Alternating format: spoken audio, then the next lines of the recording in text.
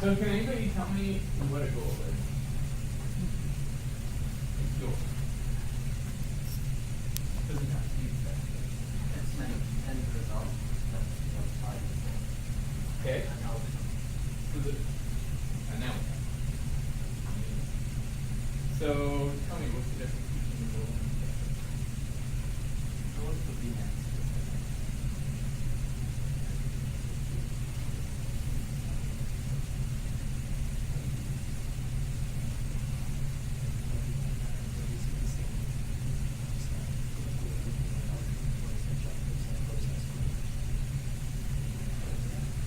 So you have your main goal.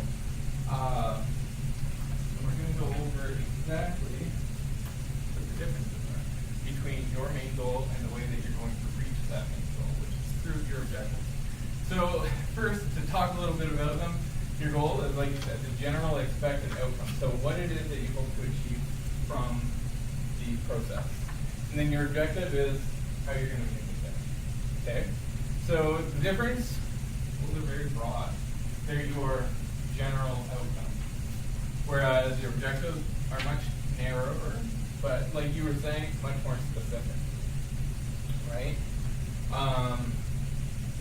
You might see the difference between one might be more qualitative, one might be more quantitative. And like we were talking about, your end result. So why are they important? Well, when you're building a curriculum, your goal and your objectives make up the curriculum. Your curriculum won't exist without these things because they're what's guiding you along in your learning process. They're the way that you're going to judge whether or not your curriculum was effective.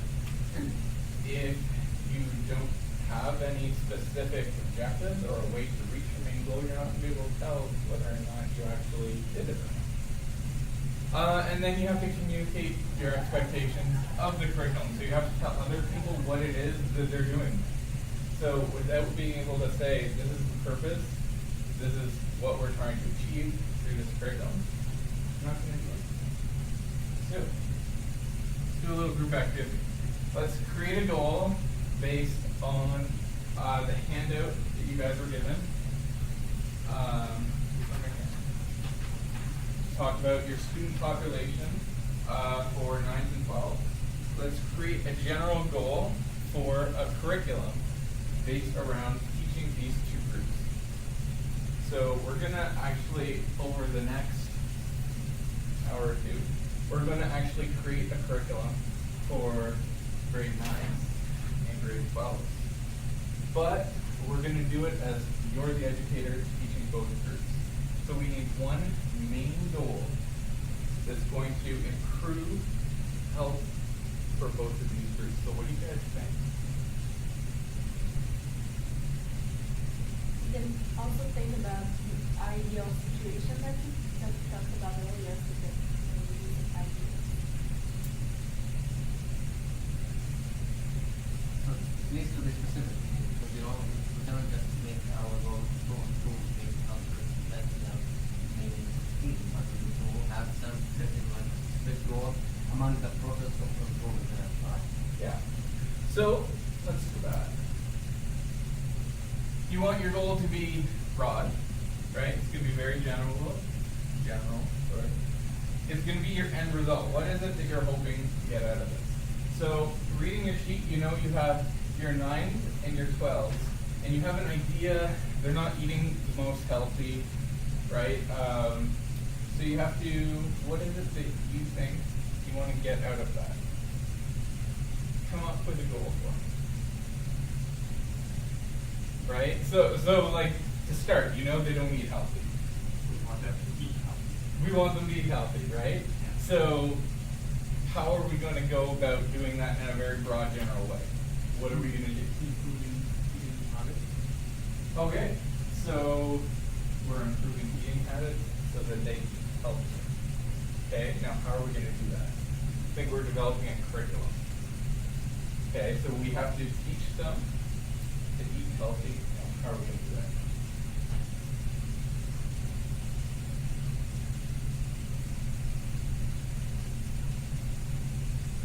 Here's 9, 12. just starting high school, maybe just starting to cook 12-year-olds that are just about to go leave high school. They need to be prepared for their life out in the real world, right? So basically, you're looking at a goal which is to develop healthy eating habits through improving their ability to create healthy meals. Right?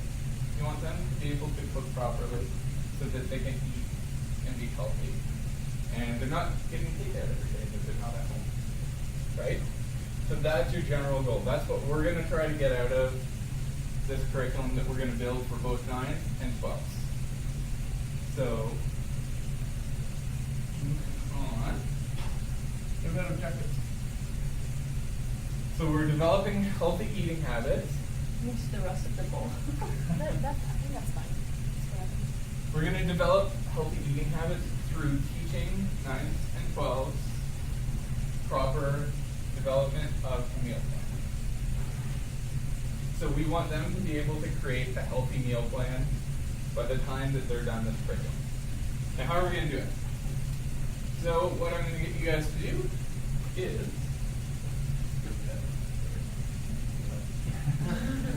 or actually what we're going to do first is we're going to talk a little bit about objectives. And then I'm going to get you guys to split up in groups. So when you're creating your objective, you want to use the SMART acronym. So you want it to be specific, measurable, obtainable, realistic, and time-bound, right? So you want to make sure that it's going to be objective. So you're going to be able to measure it.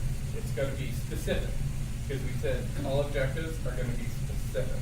It's going to be how you're going to reach your end game. You have to make sure it's attainable and realistic. You don't want to give them something that they're not going to be able to do. And it's got to be time-bound. You're going to have to be able to figure this process out in the time that you've given them. Okay? Now, when creating objectives, you want to use a verb and a noun, and you want to put in a way that you're going to be able to tell whether or not it was a success or not. Right? You want to be able to make sure, like I said, at the end of this whole process, you're going to need to evaluate whether or not everything was effective. And that's how you're going to do it. You have to make it into your objective.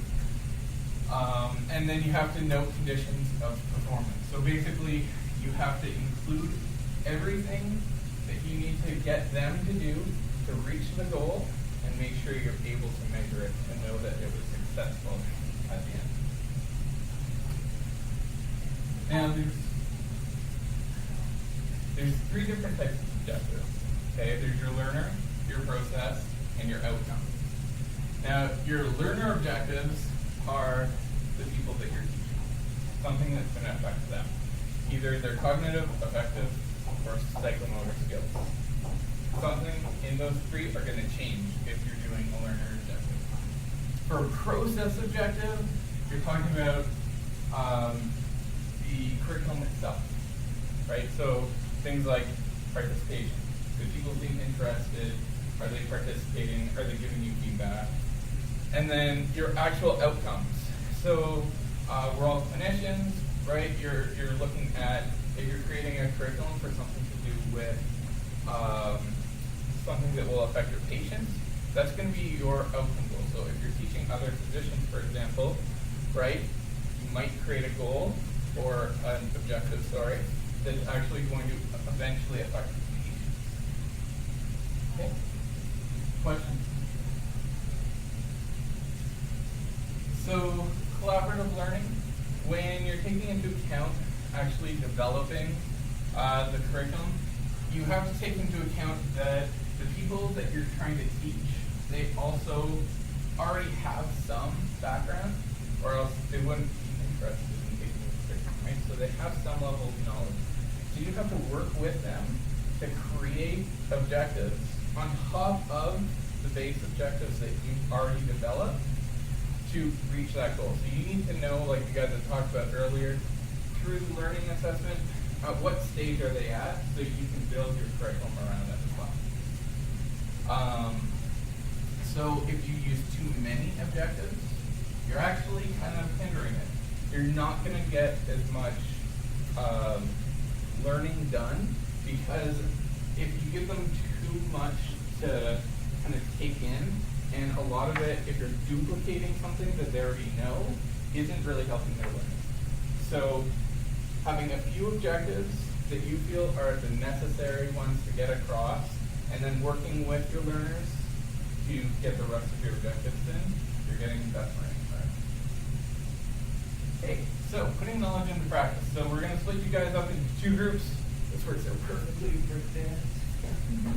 Okay, so 3 and 3, and what we'll get you guys to do is you guys over here, you guys are going to be grade 9s, you 3 are going to be grade 12s, okay? So objective-wise, you're going to each create 3 objectives, 1 for each knowledge, skill, and attitude. Okay, and we gave you a copy of Bloom's taxonomy. It should be in your handout. Yeah.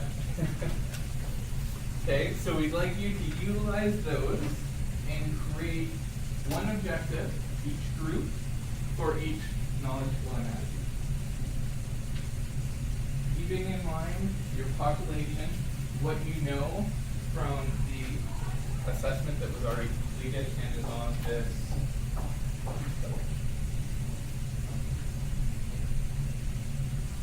We'll give you 10 minutes for that.